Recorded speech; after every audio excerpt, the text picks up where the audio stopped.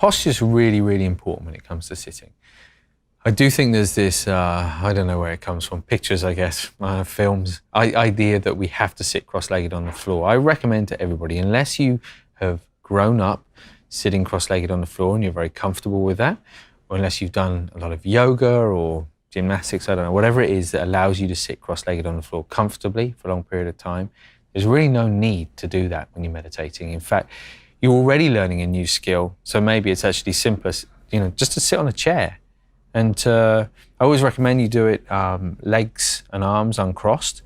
So you're sitting, so arms just resting in the legs. And as much as possible, not using the back of the chair. So it's quite tempting. So we're naturally to sort of lean against the back of the chair.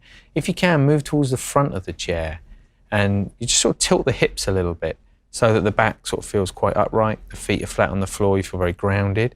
If you struggle with that, and I've definitely, if I sit on a chair, I get this a little bit and the back starts to kind of hunch over a bit. I find just a little cushion or a little towel underneath my backside just helps keep the hips in place. And then you don't have to put any effort into sitting upright. The back just naturally sits straight. So it's all about, if you can set it up in the right way, it really doesn't take any effort at all. You don't want to be sitting there thinking, okay, I must keep a straight back. And equally, you don't want to be sort of falling asleep and slouched over.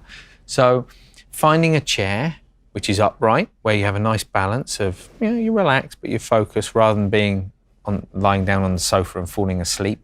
It's quite important. And if you think the way we set the body up will very much influence the mind.